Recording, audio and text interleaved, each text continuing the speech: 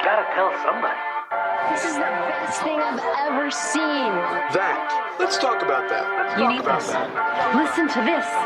Memorable and exciting. Well, then be less boring. I'm going to tell everyone.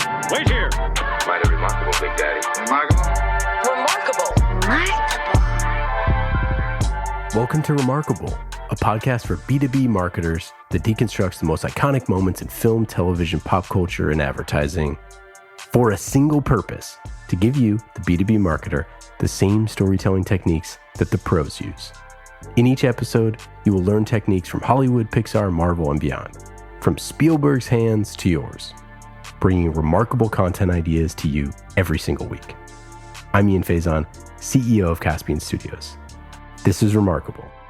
This week, we're talking about B2B marketing lessons from Modern Family with the help of our special guest, CMO at Altimetrik.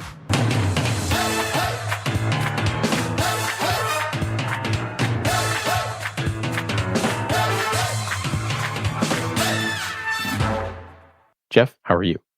Great. Thank you for having me. I love the opportunity to talk to you about Modern Family and how it ties back to marketing. I am thrilled to have you on the show. Jeff, you've had some really cool, stops along the way, leading marketing and digital at some awesome companies. And we'll get all into what you're doing at Altimetrik later on in the show. But first, why the heck did you pick Modern Family? One, it's extremely funny and entertaining. I love the show. I love the characters. When you think about the show and what they go through, it's a reflection of real life to some degree. There's family squabbles, competition, fighting, milestones, all of those good things. And there's a lot of cringe moments. But what I like most about the show is that the characters are reliable and they're dependable. So you don't go into the show one day seeing, say, Jay Pritchett being one way, and then the next show is completely different. So that consistency makes them believable and make them relatable, so much so that you get to know them and you can actually predict what's going to happen at some part of, a show or segment. And you're saying to yourself, don't do it, Cam, you're going to do it. And he does it. So I love that fact that they really are true to their characters.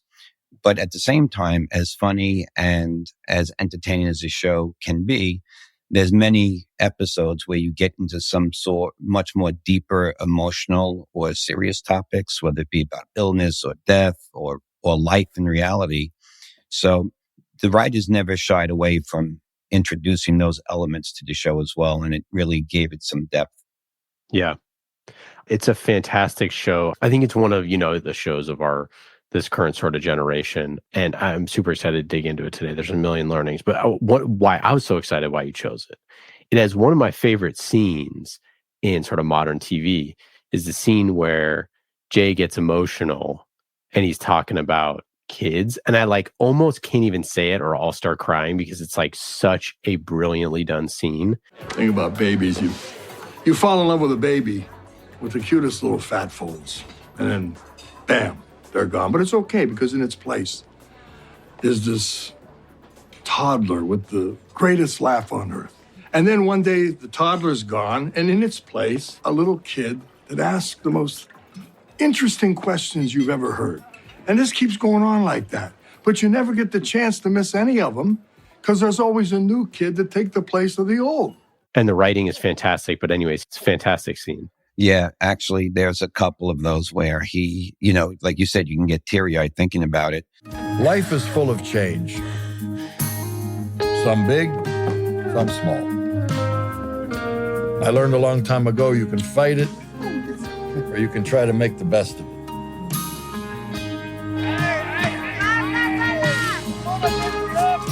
And that's all a lot easier if you've got people who love you helping you face whatever life throws at you.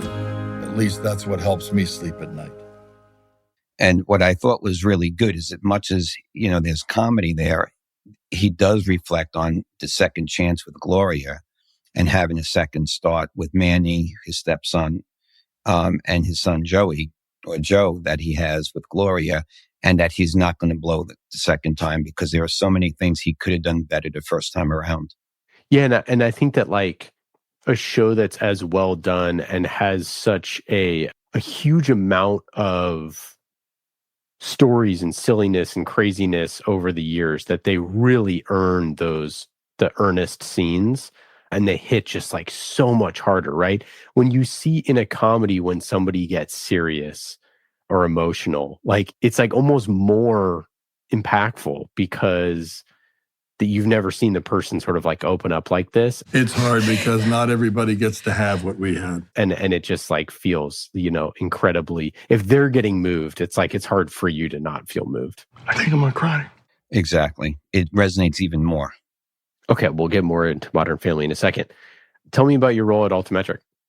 Sure. So as CMO, I joined here about 5.5 years ago. Altimetrik is a pure play digital business company, and I can share a little bit more about that. But the exciting role I have as a marketer in engineering and data company is I get to work with some incredibly fascinating people.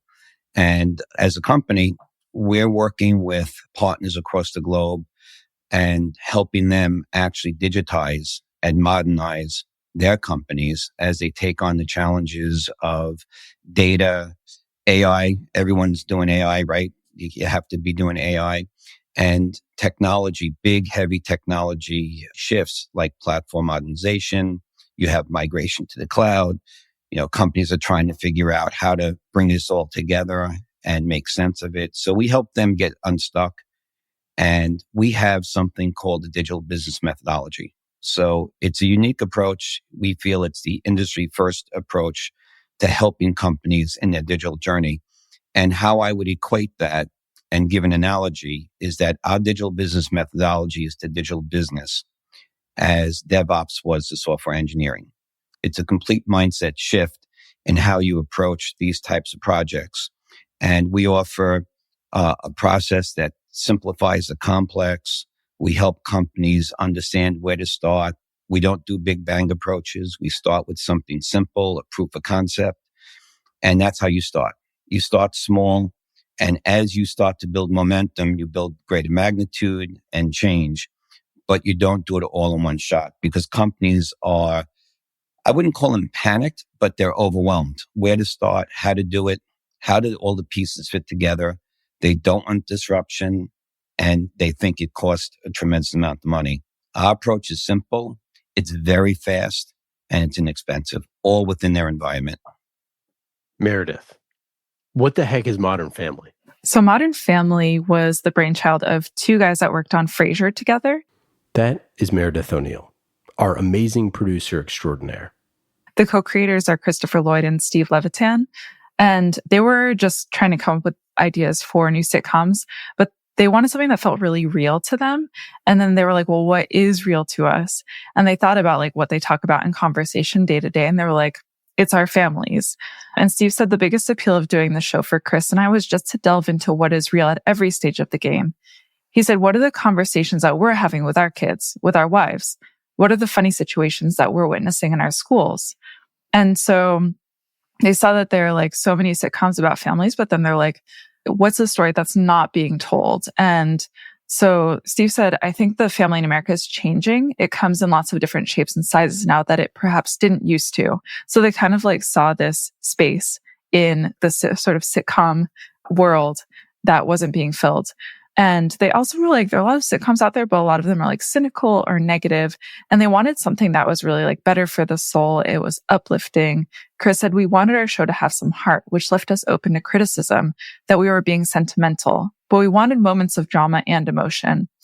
So given all that, like it took them a while to figure out the conformation of the family. Like, what would the makeup be? Like, would it be 3 siblings and their children? Would there be one single so they could have like dating storylines? They wanted it to be sort of like an ensemble cast that filled these roles. Okay, He's our son. And my grandson. I'm his daughter. So you're... His uncle. Stop saying that or I'll sit on your chest again. Oh, wait a second. Is that what this was all about? He keeps calling me his nephew. You are my nephew. Shut up. Hey. Okay. I'm getting the sense that you're all related, somehow. And so they decided to really take a risk there. Aside from like just being inspired by their own families, they were like, they really wanted to include a gay couple with a baby that they would adopt in the family. And so they expected criticism. So they're like sort of taking some risks here, which I think is really cool. Of course, now it wouldn't be a risk, but I think at the time this was in like sort of early 2000s, including a gay couple in the storyline, was considered risky. But they were basically like, well, there goes middle America. Like they thought they would just like sort of face rejection, criticism over that. But Steve said they actually got zero blowback. They were embraced because here was this couple that their first priority was their baby. We got off to an awkward start with our pediatrician. And they were funny. Well, her first word was every gay father's worst nightmare. Mommy. And so they said it really rung true for a large audience, larger than they even thought. So Steve said, I see a lot of pilots, and what people do is they create characters that work for that initial episode. But once that story's over, they don't know what to do because they don't have clear conflicts or relationships. It took us about 6 weeks to figure out who everyone was before we even looked at the pilot. Then our casting director, Jeff Greenberg, saw about 1,400 people for the 10 roles, and we saw about 200 to 300 of them. So casting was so hard for this show. No way. That's crazy. Yeah, it's so wild. And part of the problem was they didn't really want to work with kids for whatever reason. So they were like really skeptical of like hiring children actors. So at one point they were like, we just really didn't want to work with kids. So they were like, maybe we animate the show instead, which was kind of crazy. But they ended up obviously hiring kid actors, and they were actually like incredibly professional. Like they'd give them like whole speeches basically to give like multiple lines, and the kids were just down to do it and were super fun to work with. I especially love like Manny's character. He's so sweet. And Steve said sophisticated. And sophisticated. Yeah, I totally agree. He's just so charming. He's got this like just innocence to him. I just really enjoy his character. What kind of 11-year-old talks like that? Manisa no soy. Here, here's my handkerchief. You see what I mean? But Steve said like all in all, like it's an incredible alchemy of just elements coming together. He said it just so rarely happens that the right characters are created and the right actors come along to play those characters. And then the right writers come along to help bring those characters to life and further deepen those relationships. That's a rare thing. So things are really just like coming together for the show. And nevertheless, given all that, they were still worried about the show, that it might just not work. Steve said that he was worried it would fall flat, that for whatever reason, the world wouldn't think it's so funny. You just don't know. So I think there's an element of like, no matter what you're making, no matter how great you think it is, like you kind of just have to put it out there and see what the reception will be. And of course, it became so successful, as you guys know. It ended up running for 11 years, 11 seasons, around 250 episodes from 2009 to 2020. It won, and this is crazy, I didn't realize how many awards it won. It won 22 Emmys and a Golden Globe and more. So obviously that's crazy. Super successful. And I think for a show like this, there are so many, because there are so many characters, there's kind of like something for everyone and someone that you'll really resonate with and certain scenes that you'll really resonate with. And I'm wondering, Jeff, if there was a particular character or a scene that was just like, oh man, like really sort of hit you emotionally, because I know they wanted to have all that heart in the show. Yeah. So, and what Ian said earlier, you can get teary-eyed over a comedy. So one thing I didn't know is that this was part of the Frasier kind of legacy of writers. And I love Frasier for the same reasons why I love this show. Yeah. Just an absolutely terrific show. One of the things I felt that was very emotive for me was when Jay, as stepfather to Manny, Manny's biological father was kind of cool, but he's kind of a deadbeat, and he'd show up and not show up. I remember there's one time he was supposed to show up, and instead of Jay, calling him out as a deadbeat, whatever, he took the blows, covered for him, and didn't want Manny to be disappointed in his father. Sorry, but I got some bad news. What? Your dad couldn't make it. Why not? The plane was full, and this old lady needed to get home, so he gave up his seat. You're making that up, aren't you? No. He just didn't want to come. Are you kidding me? He was very upset. He was dying to see you. In fact, look what he sent. A limo? Yeah. He wanted me and your mom to take you to Disneyland. I told you he was an awesome dad. Yeah, he's a prince. So I thought that was one of the more, engaging moments where Jay, who's this rough and, really burly type of guy who's always beaten up on Phil and the family and can't show emotion, that was this really, really poignant moment where he, showed some heart, which he didn't do often. And when he did, it really stood out even more. So that was one of the more memorable moments. Although there are so many, that was a tough question to answer. The thing that jumped out when I first saw Modern Family, and I think that this is like a key selling point, and it's one of my B2B takeaways, is one of the most famous characters of the 80s and 90s is Al Bundy. And he's iconic, like just so iconic. And it's hard to even I don't even know who would be a good example of that now, because we just had so much less television, right? So Al Bundy was just him and Roseanne and some of these, they were just such, huge figures. You say Al Bundy, everybody knows who that is, right? And what I think is so interesting about this show is that you take basically Al Bundy. He's not really the same, it's the same actor, but it's, he's inescapable from that role, right? Like Mark Hamill, right? You couldn't cast Mark Hamill and not think of Luke Skywalker.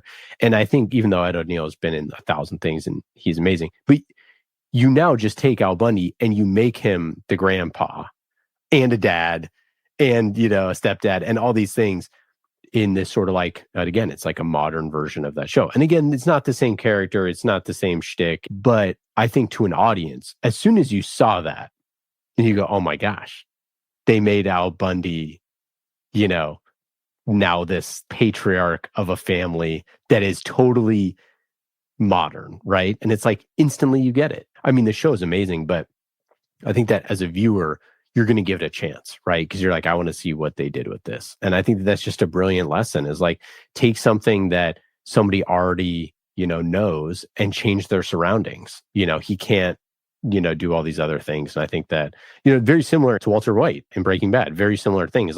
Everybody knows him as Malcolm in the Middle's dad. They're going to say, let's just take Malcolm in the Middle's dad and, turn him into a meth dealer. It's the same sort of thing of you get that juxtaposition and they get to deal with all this stuff. Anyway, so I feel like that was just brilliantly done. Yeah, I had the same reaction. I thought Al Bundy, selling shoes, living a rough life, lower income. And here he is very successful. Matter of fact, I read an article on Reddit where they estimated his net worth, Jay Pritchett's net worth, to be about $25 million.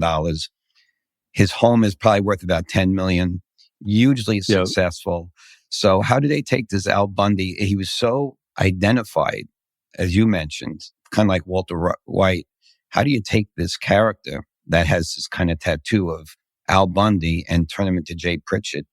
And there were some traces of Al Bundy in Jay Pritchett, but he was such a different character. And he carried it. He was, as you said earlier, Meredith, all these awards, they killed it. They just did an awesome job. So important having that anchor character that people love. And I think there's just a really underrated characteristic of certain actors who are beloved. And it's I don't know what the calculus is there. I don't know how it works cosmically, but there's actors that are just beloved. And Ed O'Neill is just one of them. He's just beloved. And we really wanted to see that. Same way with John Goodman, right? It's or Tom Arnold or some of these just old school dads that or those 89. Now we just see them in a different light and it's really fun to do that. So anyways, I think it's just a really good lesson that there are people who are beloved and it's making them a cornerstone of the show. I don't know who they could have cast that would have made that show, the same, but I think it would have been really hard. John Goodman, he's amazing in Righteous Gemstones, but yeah, he couldn't have been Jay, I mean, I'm sure he could have, he's amazing, but you get what I'm saying. The other thing, Meredith, that you mentioned earlier about caution and risk and being nervous that they were going to lose middle America and all that stuff. This is something super common in B2B marketing. So when we made the Hacker Chronicles, so fiction story, basically an empathetic look at a hacker, right? Humanizing a hacker, sponsored by a cybersecurity company. Pretty big risk, right?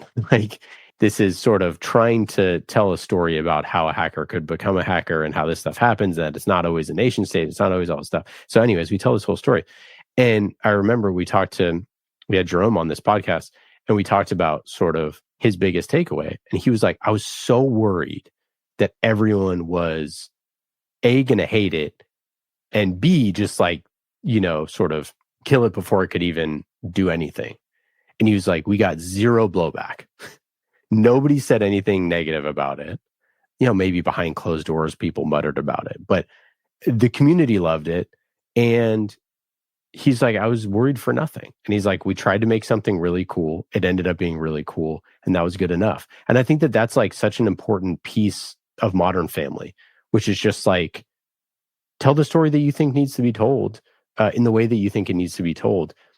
And don't worry about the feedback that you're going to get internally or from people about it. It's like, if you tell a story with heart and compassion, and that's funny, and that's, grounded or crazy or silly or whatever your sort of genre that you're going for, it'll work, especially if it's funny, if there's levity to it, right? It's like the crazy existence that we live in, that like having people go through the trials and tribulations of life is good enough. And like life is hard enough that if you keep people laughing, then it's gonna, allow them to see a window into something new. And I think that generally speaking, people really like to see things that are novel.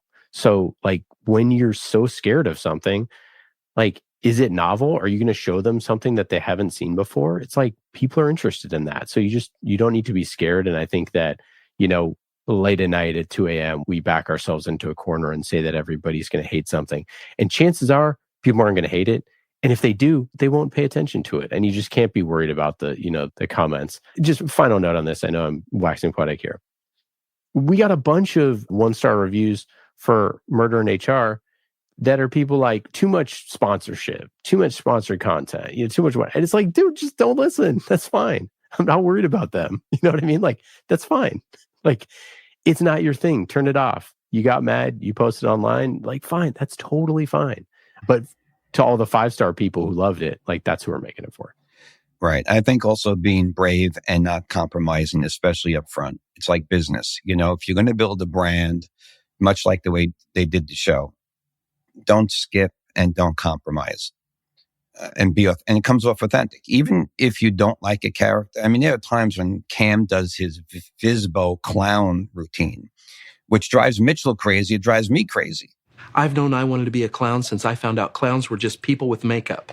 As a matter of fact, by the time I was a teenager, if I wasn't in school or fishing, I was clowning. There are 4 types of clowns: a tramp, an auguste, a whiteface, and a character. I am a classically trained auguste clown named Fizbo. But the fact is that it's so authentic and so real that I'm glad they didn't compromise and they didn't let fear of something that turned out to not materialize get in their way of doing some good work. Yeah, and I think like human-centric storytelling allows you the latitude to take chances. And I think that that's just like you said, Meredith, that you nailed it, that it's about 2 people raising a baby. And like that is elemental, right? If you've had kids, if you haven't had kids, if you whatever, everybody's been a baby, right? So they were raised by someone in some capacity, right? So it's like, again, it's so obvious, but if you focus on, how that stuff feels and really show that on the screen, then you get it. And I think in B2B marketing, like, again, we don't want to dig into the human side. We don't want to dig into what happens at 5:05 when we get off work. We don't want to dig into the interpersonal politics. We had a call the other day. We had a private call, a bunch of CMOs and marketing leaders on it. And they're telling stories about all sorts of crazy stuff. There's no blog posts about any of that, right? It's like, these are all like passionate stories, right? There's no blog posts about that stuff because those are the scary things. But in fiction, you can tell those stories. Tell us what? Nothing. It can wait. No, it can't, please. You can build it out. You can create characters that have the same conflicts and fights with CROs and boards and CEOs, and you can tell those stories. And then you can anonymize it and people won't feel as bad, but they can at least feel seen. And I think that for a lot of people, representation is super important, and they crushed it in Modern Family. Yeah, except I have to maybe take exception to one comment. Everyone started as a baby. I'm pretty sure Manny Delgado was born with a cappuccino cup in his hand. Touche. I have one other marketing takeaway here, that these shows like Modern Family is going to live on. I don't know if it's forever, but it's going to live on a long time in all the brilliant clips of this show, right? And the fans of it and all of that. And I think that so often in B2B marketing, we get so caught up on, trying to like create the asset and then chop it up and do all these things. And sort of like, it's just sort of trying to do all the motions of the thing rather than the actual sentiment that is in the clip, right? The reason why that clip of Jay is so impactful is because the writing and the acting is really good in that clip, right? And they had to get, I think there's like, I don't know how many seasons is it, Meredith? Like 11 seasons, something like that. Mm-hmm. One of that clip, I think it comes in season 11. I'm not positive, but that clip is something that it's shared all the time. I see it on my feed all the time, right, on Instagram. And it's because it's so good. And sometimes you have to put in 11 seasons of work to be able to get all these really funny clips that get shared over and over and over again. And I think people just forget that, like, you have to create a lot of stuff in order to get, the gold. And if you create something, an episode or a blog or an event series or whatever, and you just clip out a bunch of stuff that's not good, that's not going to get shared. It's not going to do really well. You need to focus on actually finding the real gold. And it's okay if you look at an episode and say, there's no gold here. There's nothing that we think is really good. That's okay. Like, that's part of the creation process. They didn't hit a home run in every single scene of Modern Family, but the ones that got shared a lot were the home runs. That's like how all this stuff works. So I think we don't need to be so hard on ourselves if we don't feel like an episode is the best thing ever made, or a blog post, or, an event series or whatever. Like, they can't all be winners. Yeah, I'd agree. From a marketing perspective, not everything can be great marketing. But, if you stick to your knitting and, you focus on the brand and the value it brings, over time, on average and over time, things work out. Any other marketing takeaways from Modern Family? Yeah, so I think about 3 lessons. They circulate around Jay Pritchett's closet business and Phil Dunphy as a realtor. I'd say it's passion and competitive spirit.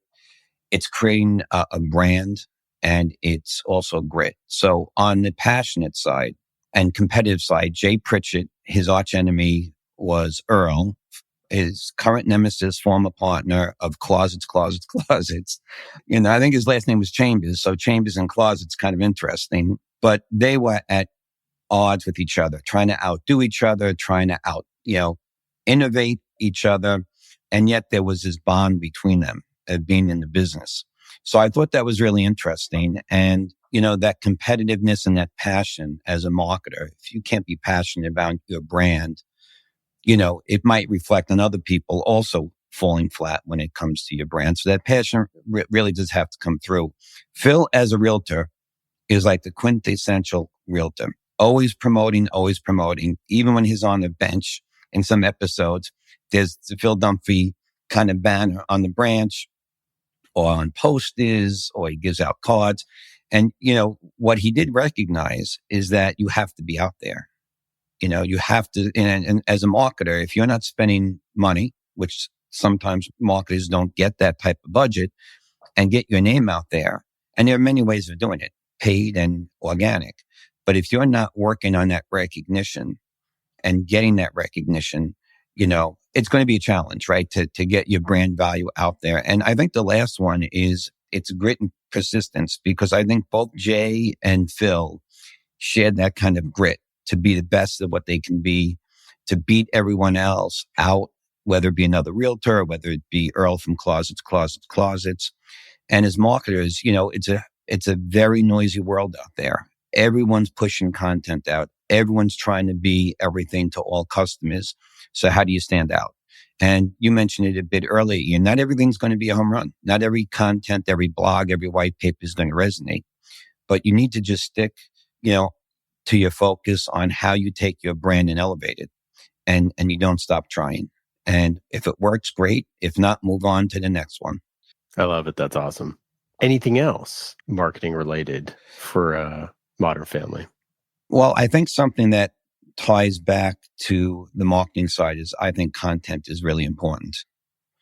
And, content comes in many forms. So at Altimetrik, we've taken a very aggressive approach. We're doing videos and white papers and blogs, and we go to conferences and we do sponsorships and we do PR and just about anything that moves in the marketing world, we try to do to get our brand out there, to show the thought leadership and what differentiates our company. And what's interesting is when I do speak to audiences, I always congratulate them. And I say, congratulations, everyone. And they're probably thinking, okay, where is this going? And I'd say, congratulations. You're basically in a newspaper business. You have to invest in content. It's 24/7. It never ends. If you think putting a PDF up on a website or, putting new colors onto your website is the idea of content, it's a big miss. So content is an investment. It's an asset and it's very dynamic. You have to put the right content, and you've probably heard this before, the right content at the right place at the right time on the right, device or environment. And it just never stops. Technology's gotten better. Data's gotten better. AI is now in the mix. So as you think about B2B marketing and where you really can make a difference, it's taking, content that gets noticed. And, the more you do that, the more you'll get noticed. And ultimately, the best form of content is, earned media. We win a lot of awards at Altimetrik. I love it because that's earned media. It's not us telling the world how great we are. It's someone else saying, hey, these guys over here at Altimetrik are doing something right. And we get that as a culture in terms of a great place to work. We get that in awards like Inc. or Stevie Awards.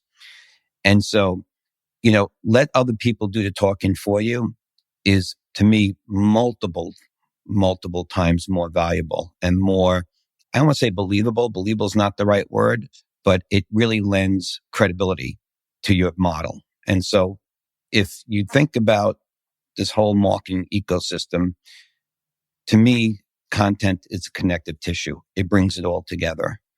And it's also internally as well. It's as important for the employees to understand what you do and why you do it as it is to, bring that to the market. Yeah, I think the earned media piece, which has changed so much over the past 5 years, 5-10 years, because, how you're creating what you're creating is, how people are going to talk about you as well, right? It's not just about what you're doing. It's about, how you're doing it. It's about the stuff that you're creating too. Now you're co-creating. But, it's like marketing is so funny. It's always elemental. It's always about getting people to tell someone else. It's why we made the show called Remarkable, right? It's like you have to do something that's worth talking about, right? And hopefully your product is great, but you need to create opportunities for your community and your audience to talk about you to other people and to remind them about things, to talk about it. They're not just sitting around all day thinking of your software, and, the idea that, oh, hey, Jeff and I are sitting on a call and I go, hey, Jeff, what tool do you use for blank? Like, it just doesn't really happen that way. And the number of people who are just thrilled with something that they have are not just going to sing it from the rooftops every second of every day. You need to cultivate those things and allow them to share it as much as you can. Yeah. And if I could tell you about what I think we've had a lot of successes. And so when I started 5.5 years ago, we had about 19,000 followers on LinkedIn. And our approach was we wanted to build more followers. More followers means a larger, visibility, more people seeing Altimetrik. So we use content. We didn't have many blogs, case studies, things like that. So we doubled down on that number of posts.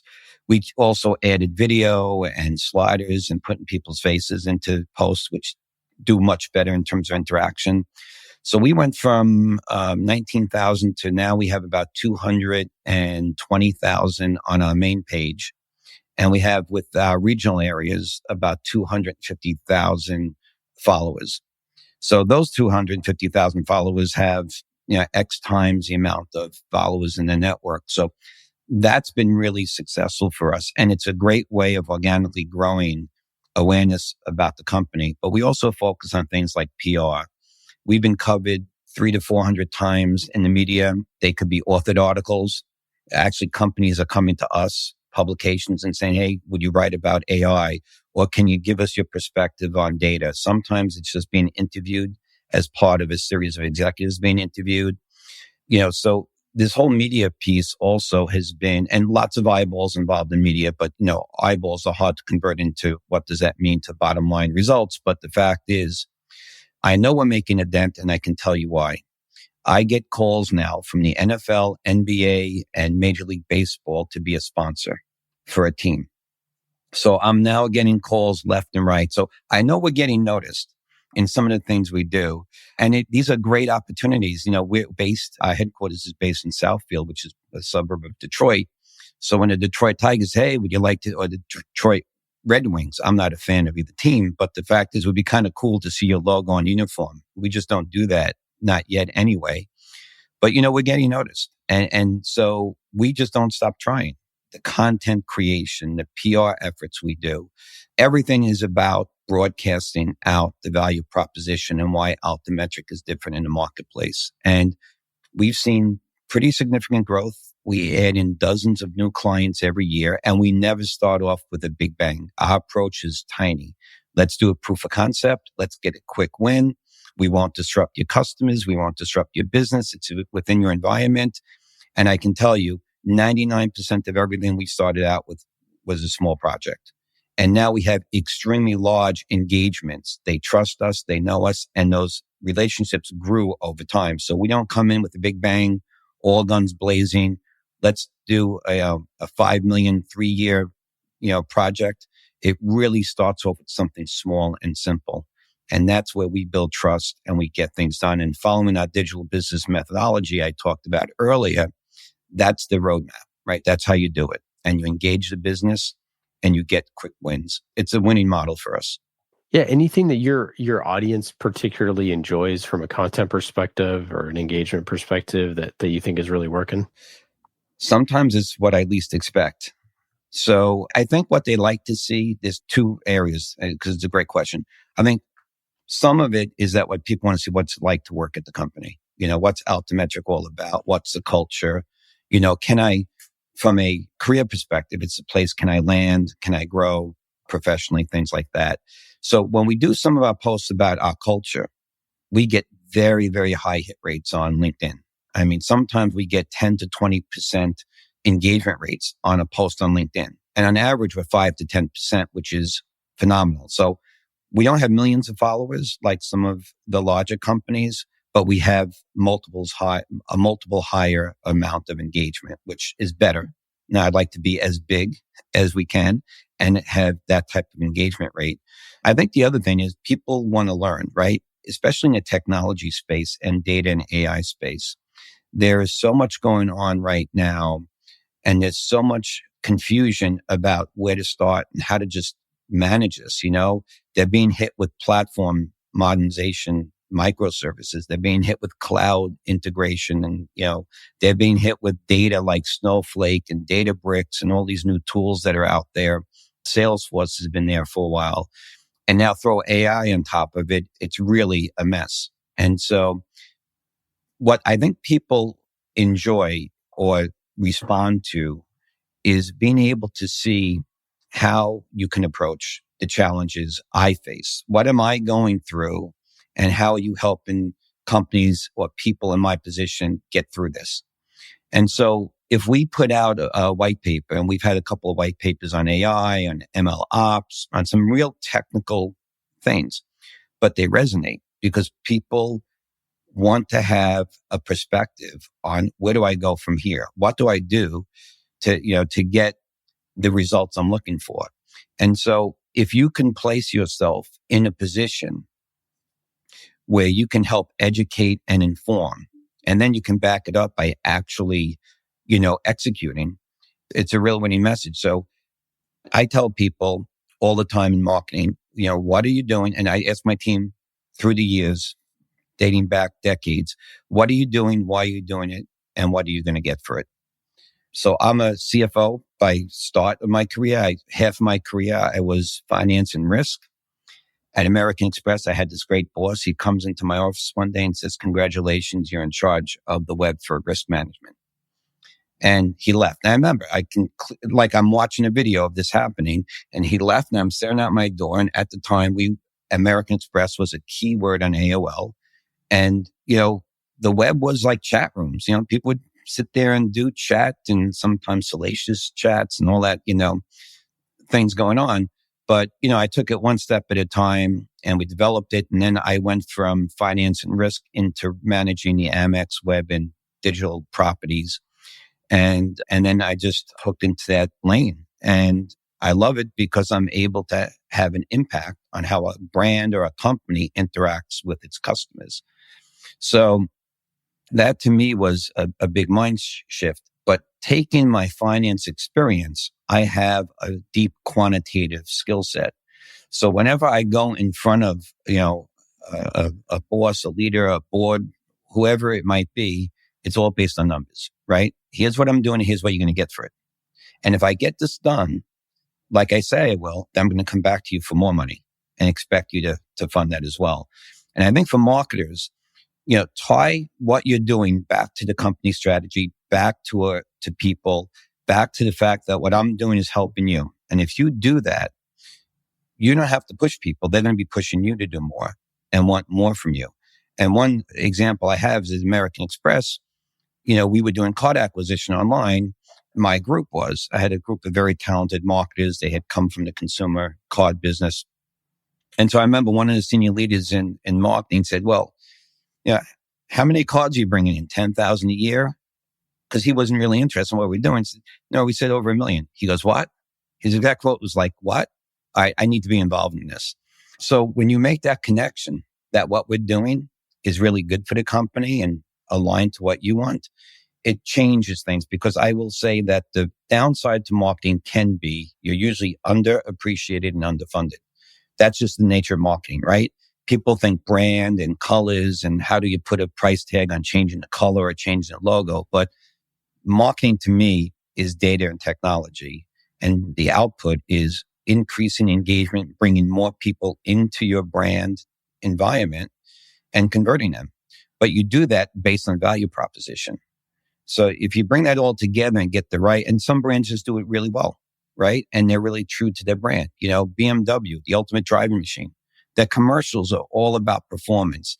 Even the way the doors close on BMWs reflect that kind of performance mentality. So, you find a brand that really threads that brand value throughout their whole ecosystem. It's a win. And that's what we're trying to do at Altimetrik as a digital business company. Our approach is unique and exciting. We're building a global brand with a perspective that the market's coming to recognize, right? There's a book by McKinsey called Rewired. Now, they didn't listen to our meetings, but it was incredible how well they articulated what we've been doing and our approach. Gartner, Forrester, all these analyst companies are talking about, you got to take a bite-sized approach. The business has to own it. You can't do big bang. You have to collaborate. This is like our founder started this company with taking it complex and making it simple. And so, my goal here is to take all of that and try to condense it into something that's meaningful that people could remember. So, yeah, it seems like, blending that creative and analytical approach has been so important for you as a CMO. Obviously, having a finance background has got to be really nice, right? When you're going and talking to the CFO, like that's what really every marketing leader, if we just had a stint as a CFO, I feel like just did a 1-year tour of duty, then you get a lot more credibility. Yeah, I have to tell you, I've actually blown people out of the water because they don't know sometimes my finance background. One of my past jobs, I went into the budget and CEO, the president, the CFO, and I took a waterfall chart. And I said, here's my current budget. Here's what I'm taking out. Showed the pieces, came up with a new baseline, said, here's how I'm building up into the next year. And, it's just, you get instant credibility. Now, you can argue with me whether or not you want to make the investment, but you can't argue with me what you're going to get and where I'm focused. So, it makes for a much more meaningful discussion. You don't always get what you want. And, when people walk in, and sometimes, I heard a story about one of my colleagues walked in with a piece of paper and a number on it. Basically, that was their budget. So, it doesn't work. As a marketer, if you don't know numbers, you don't know how to measure, you don't know ROI, it's a serious blind spot.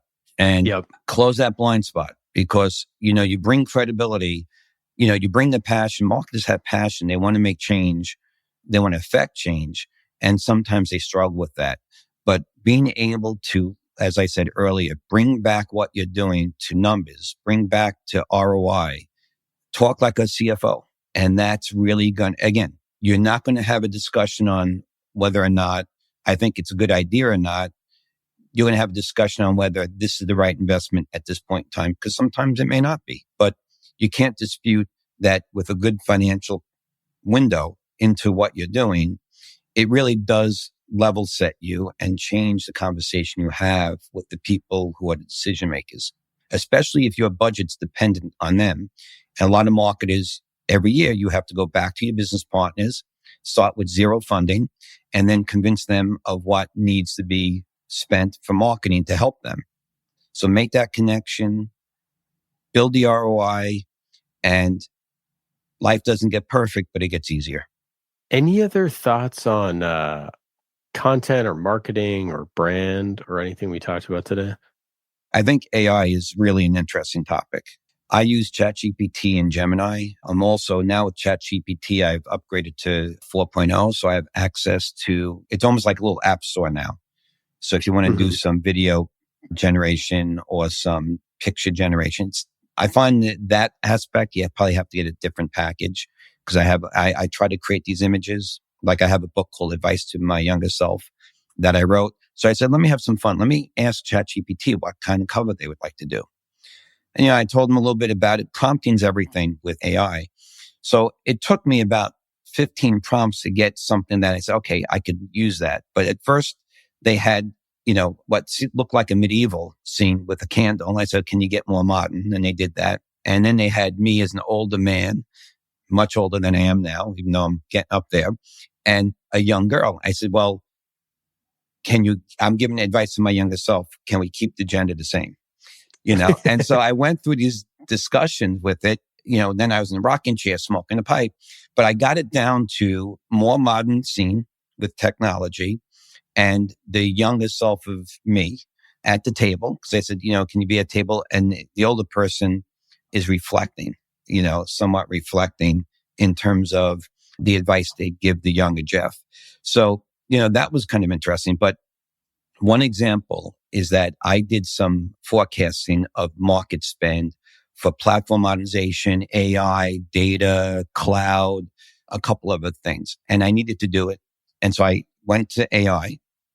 I prompted it, this is what I need. And it took a couple times and I asked it to do a format and it wouldn't do a format. And I finally got the format right. And then I asked it to give it to me by industry that we're focused on. So that effort, and then I said, give me the sources. I need the source. Don't make stuff up and give me the sources so I can validate the numbers. If I share these numbers with someone, I can at least footnote it. It took me, even if it took me an hour and more, the hour was spent of getting the prompt right so I can get the output. It would have taken me days to put that together. And by industry, I had the top 10 companies in each industry. So, AI is really what Google should have been from day one. You type something into Google and it gives you, 40 results. And the first one's from, 2002. You can't use it.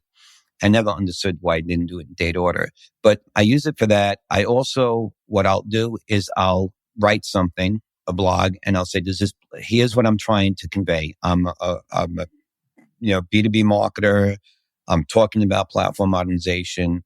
I wrote a blog and I give it my points and I write the blog and then I challenge it to edit it. A lot of times it says it's well written. It's good. You can put a summary in.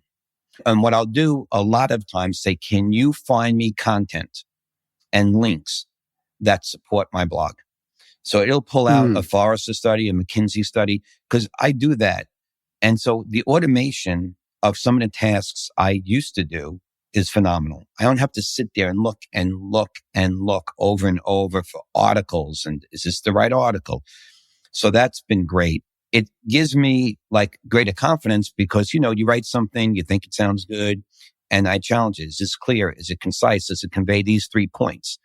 And it comes back to me with really high quality input. Sometimes it leaves it alone, because I don't need everything changed. I just need to know if this is my goal, is that the outcome? Especially when you write something from scratch and you're trying to, be objective about it. What I did once is I wrote a blog and I said, I went to ChatGPT, here's my blog. It's been published. I'd like to create 3 LinkedIn posts and 1 poll. And in the poll, I want the question to be about this. And I need 4 responses and it can't be more than 50 characters. Done. I mean, as fast as we're talking now, it'd already be done. The thing about AI is that sometimes it hallucinates. You'll hear about hallucination, toxicity, all of these desired results that it could do.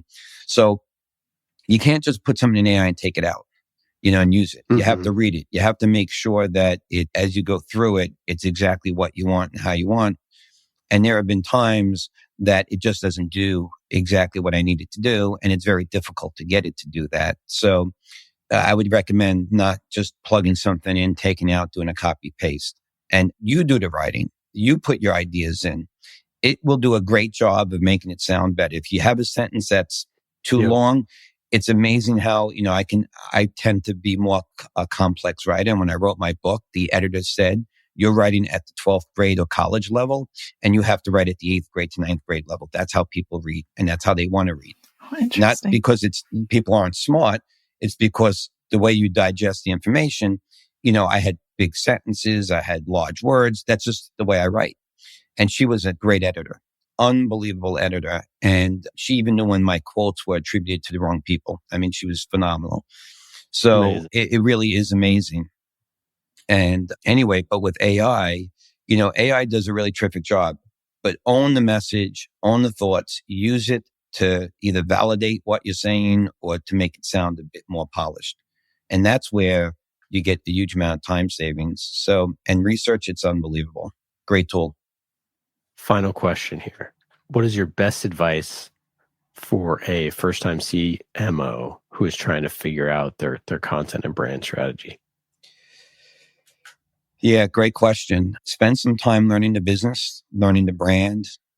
Meet, I call it the 90-day, walk around plan, where you go around first 90 days and you meet with your business partners, understand the business model, understand priorities, understand strategy, and then how do you fit in?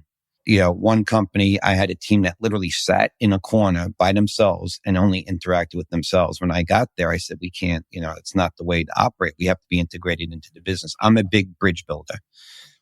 I believe in building, relationships within the company and showing how, as a marketer, you can help drive the outcomes you're looking for.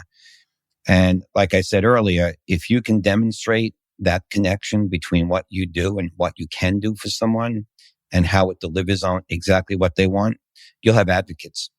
Instead of the detractors that say, oh, marketing's, off over there. They do their own thing. It's about brand. It's about all the intangibles. I don't want to be that type of marketer. I want to be, and I call myself a CMO and growth partner, because a growth partner is more important than being a CMO. If I can help grow the business, I can help establish those. And I do have very strong bonds with my counterparts on the business side. And I want to be a strategic partner and asset to them. And, when you build those relationships and you build that trust, they're coming to me, and now, be careful what you ask for, right? Now I'm getting hit from so many different directions, and some days it's hard to figure out what my priorities need to be or what I need to get done first. But if you're starting out in marketing, remember that marketing is a key aspect of the business, but it's always the business strategy that prevails, right? The business has a strategy. It has a game plan. Figure out how you fit in and then execute a marketing plan that can help deliver against that. And again, finance, take a class. If you don't know finance, if you don't know numbers, take a class. Work with ChatGPT. It'll teach you everything you need to know about metrics and measurements. But if you don't measure it, it's definitely going to open you up to more challenging times. Jeff, wonderful having you on the show. For listeners, go check out Altimetrik. Any final thoughts? Anything to plug? Watch Modern Family. It's there you go. It's great, and thank you for the time. Thank you for the opportunity to share my thoughts, and tying it back to Modern Family was a lot of fun, very creative. So, hope it was helpful, and I enjoyed it. I had a great time. So, thank you. Likewise, thanks, Jeff. Take care. Well, that's it for today. I hope you got some good ideas for your B2B content. Thank you for listening to Remarkable. I'm Ian Faison, CEO of Caspian Studios. Remarkable is created by the team at Caspian Studios, B2B podcast as a service. Caspian also creates fiction series for B2B companies, so if you want a business thriller, you can learn more at caspianstudios.com. Hollywood-style storytelling for B2B. And in today's episode, you heard from myself, Ian Faison, and Meredith O'Neill, senior producer here at Caspian Studios. Remarkable was produced this week by Meredith O'Neill, mixed by Scott Goodrich, and our theme song is Solomon by Falak. Be remarkable and rise above the noise.